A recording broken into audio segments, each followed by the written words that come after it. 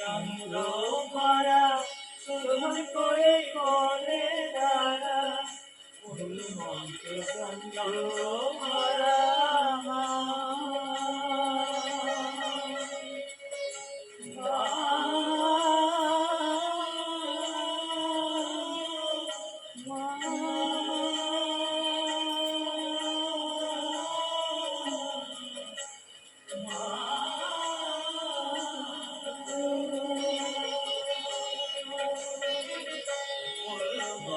যন্ত্র ভরা শোধন করে করে নারা বলে এমন সুরাম বলে এমন সুরাম চতুর বলে সুধা পান করি নাই আমি সুধা খাই করি বলে মন মাতার করে মন মাতার করে সুধা পান করি নাই আমি সুধা পান করি নাই আমি সুধা পান করি না আমি মা।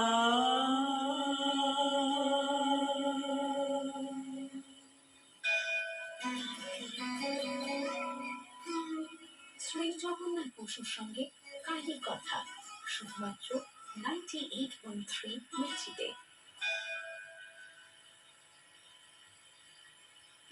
কিছুকাল পর বীরভূম জেলার অন্তর্গত রত্নাগড় নিবাসী জয় দত্ত নামে এক গন্ধ বণিক ব্যবসায় সূত্রে দ্বারকা নদীর তীরে তার নৌকা নোঙর করেন। মাঝিরা একটি খণ্ডিত শোল মাছ কুণ্ডের জলে ধৌত করে, কিন্তু কুণ্ডের জলমাতে মৃত শোল মাছ পুনর্জীবিত হয়। এই দেখে মাঝিরা আশ্চর্যান্বিত হয়। প্রায় 1.5 ক্রোশ ব্যাপী দীর্ঘ নানা বৃক্ষে আচ্ছাদিত বিভৎস মহাশ্মশানের এক পাশে জয় দত্তের 3-4টি নৌকা মাল ভর্তি অবস্থায় লঙ্গর করা ছিল। একটি নৌকায় জয় দত্ত তার একমাত্র পুত্র রাত্রে বসে হিসাব নিকাশ করছিলেন। সেই সময় শ্মশানের অভ্যন্তর হতে এক কৃষ্ণাঙ্গী কুমারী কন্যা শুধালেন, বণিক, তোমার নৌকায় কি আছে? বণিক তখন একাগ্র চিত্তে হিসাবে মনোনিবেশ করেছেন। বারবার ওই কথা শুনে বিরক্ত ভাবে তিনি উত্তর দিলেন, ছাই আছে। প্রভাতের সঙ্গে সঙ্গে নৌকা পূর্ণ দ্রব্য সম্ভার ভস্মে পরিণত হল এবং তার একমাত্র পুত্র ওলা ওঠা রোগে ইহলোক ত্যাগ করল। বণিক শোকাতুরা হয়ে আত্মঘাতী হবার জন্য প্রস্তুত হলেন। মরা শোলকে জীবিত হতে দেখে মাঝিদের ধারণা বিশ্বাস ছিল যে কুণ্ডের জলে বণিকের পুত্রকে নিমজ্জিত করলে নিশ্চয়ই সে পুনর্জীবন লাভ করবে। তারা কোন রকম ইতস্তত না করে পুত্রকে কুণ্ডের জলে নিমগ্ন করল। দেবী মাহাত্মে অচিরেই বণিক পুত্রের প্রাণ সঞ্চার হলো।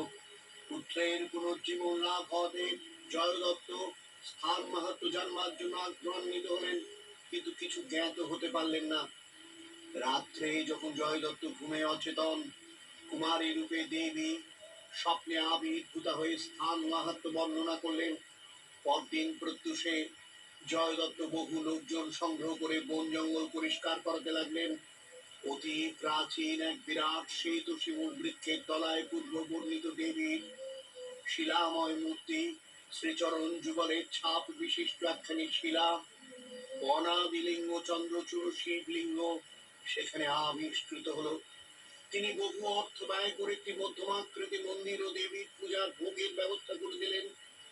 নৌকা পূর্ণ বর্ষ পুনরায় দ্রব্য সম্ভারে পরিবর্তিত হলো এবং তিনি ব্যবসায়ে বিশেষ উন্নতি করলেন। রমাপতি নামেও এক গন্ধ বণিক এই স্থানে সাধনা করেন এবং তারা মায়ের দর্শন পান। শিমুল বৃক্ষ মূলে বশিষ্ঠ দেবের পঞ্চমুণ্ডির আসন ছিল। খ্যাপা বাবা তাকে লক্ষ্য মুণ্ডিতে পরিণত করেন। বর্তমানকালে শিমুলতলা লক্ষ্য মুণ্ডির আসন। শ্বেত শিমুল বৃক্ষটি খ্যাপা বাবার সিদ্ধির চিহ্ন স্বরূপ ধ্বংসপ্রাপ্ত হয় এবং ওই বৃক্ষমূলের অভ্যন্তরে পাতাল অবধি এক ছিদ্র দেখা যায়। পরীক্ষাগারের কোনো পরিমাণ পাওয়া যায়নি, ছিদ্রটি অসীম। ওই ছিদ্রের উপর ইটের খিলানে লক্ষ্য মন্দির আসন প্রতিষ্ঠিত। তারা উগ্রতারা, মহগ্রতারা, বজ্রা, লীলা, সরস্বতী, কামেশ্বরী ও ভদ্রকালী এই অষ্টতারিণী কোনো তন্ত্রে ভদ্রকালীর পরিবর্তে পাওয়া যায় চামুন্ডার নাম, বশিষ্ঠ, পরশুরাম, ভৃগু, দত্তাত্রয়, দুর্বাসা, এইসব মহর্ষিগণ তারা বিদ্যায় সিদ্ধ। পুত্রের আনন্দ দেখে পিতা পুষ্প সহ একটি ক্ষুদ্র প্রশাখা ভেঙে পুত্রের হাতে দিলেন। ভক্তি সহকারে বালক বৃক্ষটি বক্ষে নিলেন। এই কি সেই কল্প বৃক্ষ? রামপ্রসাদ গিয়েছিলেন, কালী কল্পতরু মূলে আয়মন বেড়াতে যাবি, ধর্ম অর্থ কাম ও মুখ্য, চারি ফল কুড়ায় পাবি, প্রবৃত্তি নিবৃত্তি যায় নিবৃত্তির সঙ্গে লবি, বিবেক নামে জ্যেষ্ঠ পুত্র, তত্ত্ব কথা তাই শুধাবি। মেথি 98.3 কালীকথা। তারামা এবং সাধক বামাখ্যাপার আশীর্বাদী হাত আপনার মাথায় পড়ুক। খুব ভালো থাকুন, আনন্দে থাকুন, সর্বৈব মঙ্গল হোক আপনার। শুনতে দিচ্ছি কালীকথা। শ্রী জগন্নাথ বসুর সঙ্গে কাহির কথা, শুধুমাত্র 98.3 মির্চিতে। কোন গুণে তুই প্রণময়ে উদয় পেলি পরে রক্ষণা তোম সাধনা রক্ষণা তোম সাধনা তুলনা জবা তুলনা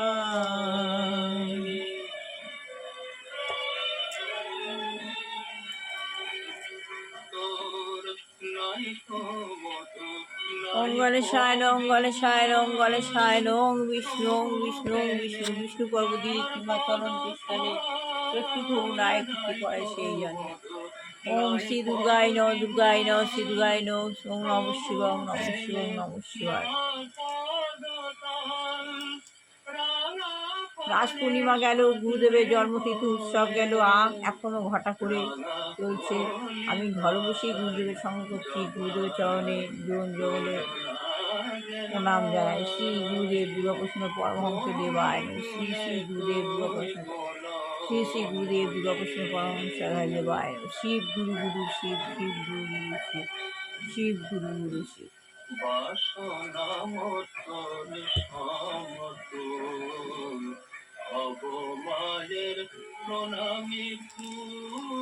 গুরু গীতা, গীতাই গুরু।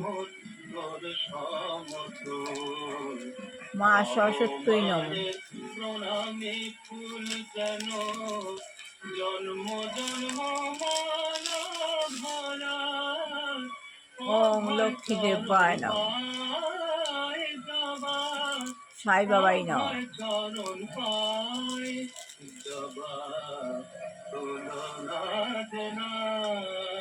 সাই বাবাই নম।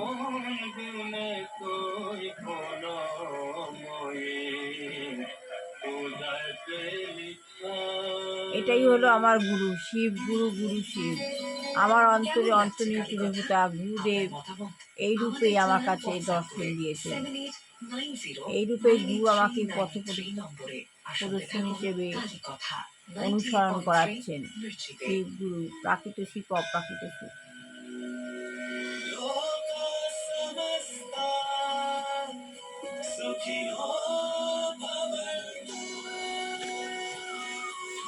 আত্মজ্ঞান লাভের পন্থা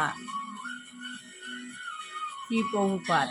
আত্মজ্ঞান লাভ না হলে মা সরস্বতী আমাদের জীবে আসবেন কি করে? তাহলে মানুষের জীবনে পরিকল্পনা করা হয়েছে, যে মতবাদ প্রচার করে যে মানব জীবনের কোনো পরিকল্পনা নেই তা আমরা স্বীকার করতে পারি না। মতবাদ প্রচার করা হচ্ছে যে মানব জীবনের কোনো পরিকল্পনাই নেই, তা আমরা স্বীকার করতে পারি না। কিন্তু শঙ্করাচার্য, প্রভুপাদ এরা তা স্বীকার করতে পারেন না। শঙ্করাচার্যের মতবাদ কি? শঙ্করাচার্যের মতবাদ হচ্ছে যে কেবলমাত্র শান্তি এবং শৃঙ্খলা বজায় রেখে ভগবানের কল্পনা করে কাজ করে গেলেই চলবে। তাহলে শঙ্করাচার্যের মতবাদ হচ্ছে কেবলমাত্র শান্তি শান্তি এবং শৃঙ্খলা বজায় রেখে মনকে শান্ত রেখে ভগবানের কল্পনা করে কাজ করে গেলেই চলবে। এই মতবাদটিও ঘটনার চক্র এবং প্রয়োজনের ভিত্তিতে প্রতিষ্ঠিত। এই মতবাদটাই ঘটনার চক্রে প্রয়োজনের ভিত্তিতে প্রতিষ্ঠিত, যে মনকে শান্ত রাখো, শৃঙ্খলা বজায় রাখো, মনকে শান্ত রেখে শৃঙ্খলা বজায় রেখে ভগবানের কল্পনা করো। ভগবানের কল্পনা করে যেতে পারলেই শান্তি। হ্যাঁ, এতে এই কাজ করে গেলেই চলবে, ভগবানের সান্নিধ্যে যাওয়া যাবে। এই মতবাদটি ঘটনাচক্রে প্রয়োজনীয় ভিত্তিতে প্রতিষ্ঠিত হয়েছে। আমাদের ভাবধারা যা সম্পূর্ণ ভিন্ন তা প্রামাণিক তত্ত্বজ্ঞানের উপর প্রতিষ্ঠিত। আমাদের এই ভাবধারা যা সম্পূর্ণ আলাদা। এই গুরুদেবদের কথা বাণী আর আমাদের কল্পনা পুরোটাই আলাদা। কীরকম? প্রামাণিক তত্ত্বজ্ঞানের উপর প্রতিষ্ঠিত। আমাদের ভাবনা প্রামাণিক তত্ত্বজ্ঞানের উপর প্রতিষ্ঠিত। এই দিব্য বর্ণাশ্রম ধর্ম যা কৃষ্ণ অনুমোদন করে গিয়েছেন, এই যে দিব্য বর্ণাশ্রম ধর্ম যা কৃষ্ণ অনুমোদন করে গিয়েছেন, তা কিন্তু জাতিভেদ প্রথার অন্তর্গত নয়। এটা জাতিভেদ প্রথার অন্তর্গত নয়। এই আধুনিক জাতিভেদ প্রথা সর্বত্র নির্মিত হয়েছে এবং তা সর্বতোভাবে বর্জনীয়। কেননা জন্মানুসারে বর্ণবিভাগ বৈদিক নয়। জন্ম অনুসারে বর্ণবিভাগটা বৈদিক নয়, অথবা দিব্য বর্ণাশ্রম ধর্মও নয়। তাহলে কি? এটা আগামীকাল পড়ে শোনাবো। সবার ভালো লাগলে লাইক শেয়ার কমেন্ট অবশ্যই করবেন। আমার ভালো হোক, কল্যাণ হোক, মঙ্গল হোক। দুষ্টু বাচ্চা ভালো করে পড়াশোনা শিখে মানুষের মতো মনুষ্য হোক। বিবাহযোগ্য ছেলে মেয়ে বিবাহ হোক, চাকরিযোগ্য ছেলে মেয়ে চাকরি হোক। যে গৃহে দুরাচারী গৃহিণী রয়েছে তার চেতনাধিক ভগবান না হয় পরিবেশ থেকে সরিয়ে নিক। কারণ এ ধরনের দুরাচারী নারী আমাদের পরিবেশকে কলুষিত করছে।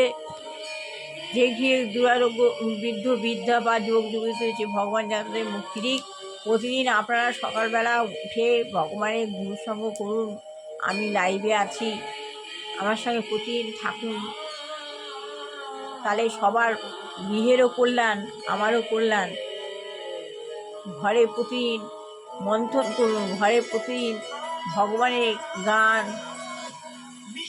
গীতা পাঠ এগুলো সবসময় করবেন। শত্রু আপনার কাছে ঘুরতে পারবে না। আর এতে কী হবে? এতে মন শান্ত হবে, শৃঙ্খলা বজায় থাকবে,